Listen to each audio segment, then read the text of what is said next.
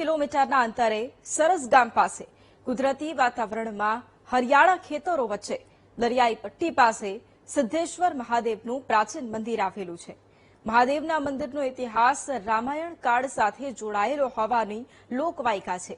દરિયાઈ પટ્ટીના ખારા પાણીની વચ્ચે અહીં ગંગા મૈયાની મીઠી અમૃત ધારા વહે છે.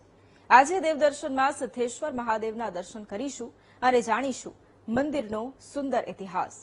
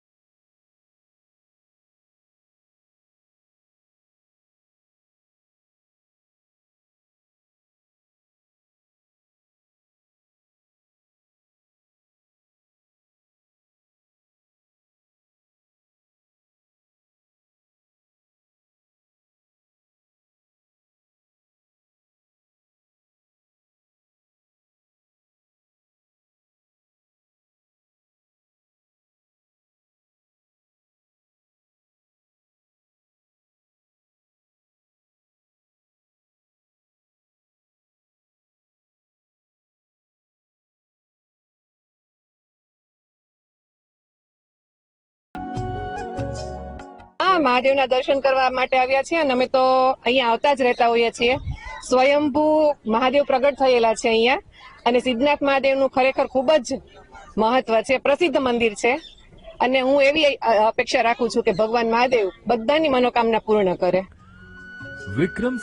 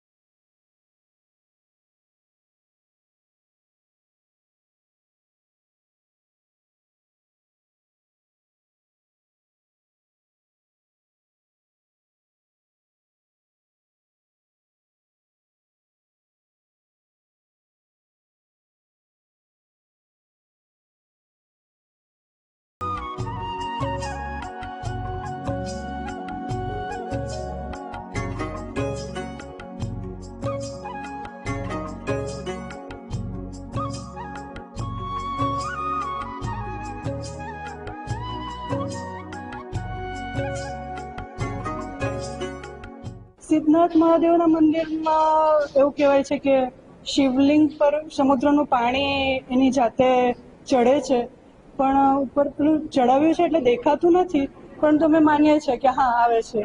અને શ્રી રામ ભગવાને સ્થાપના કરી છે અને એનું ખૂબ જ મહત્વ છે, પાપ નષ્ટ કરે છે.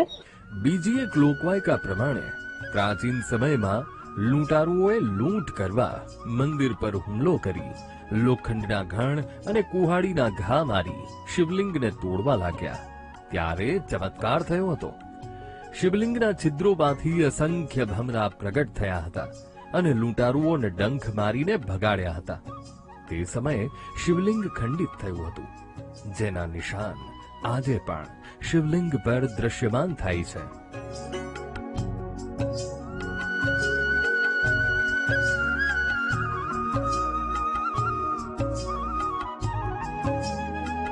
સરસ ગામની દરિયાઈ પટ્ટીના ખારા પાણી વચ્ચે ગંગા મૈયાના મીઠા અમૃત જળની ધારા અવિરતપણે વહે છે, જ્યાં લાખો શિવભક્તો સિદ્ધનાથ મહાદેવજીની પૂજા અર્ચના કરી ધન્યતા અનુભવે છે.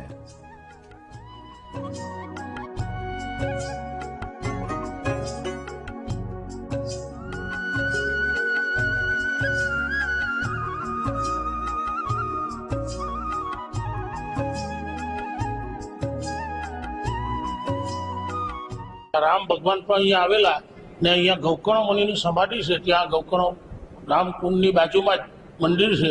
ત્યાં ગૌકર્ણ મુનિની સમાધિ પર, ત્યાં ગણપતિ સમાધિ ઉપર ગૌકર્ણ મુનિના અહીંયા રામ ભગવાન મળેલા. અહીંયા આશ્રમ હતો અને રામ ભગવાને કીધું કે ભાઈ મારે પિંડદાન કરવું છે અહીંયા આ જગ્યા ઉપર. તો અહીંયા બ્રાહ્મણો નહીં હતા, કાશીથી બ્રાહ્મણો લાવ્યા અને એ બ્રાહ્મણો કાશીથી હનુમાનજી લઈ આવ્યા અને પછી અહીંયા એ બ્રાહ્મણો કીધું ભાઈ અમે તો ગંગાનું પાણીનો સ્નાન કર્યા વગર પિંડદાન ના કરીએ. એટલે રામ ભગવાને કુંડની બાજુમાં બાણ મારીને ગંગા પ્રગટ કરી અને એ ગંગા પણ આજે અવિરત છે એ કૂવામાં.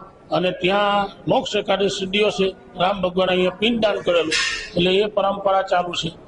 મહાદેવજીના મંદિરે ભાવિકો દૂર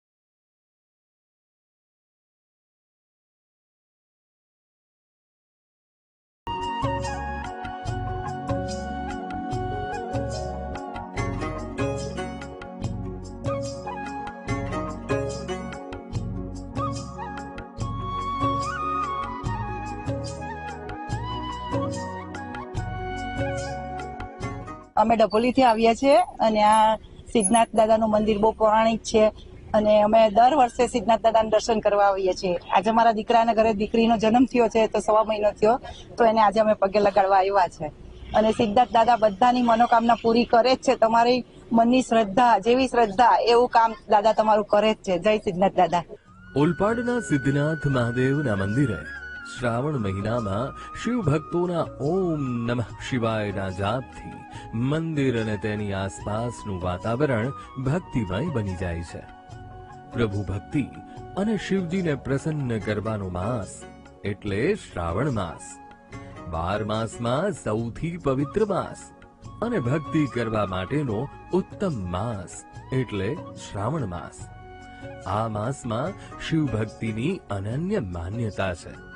સરસ ગામે આવેલા આ સિદ્ધનાથ મહાદેવના પ્રાચીન મંદિરે વહેલી સવારથી જ ભક્તોની ભીડ જામે છે.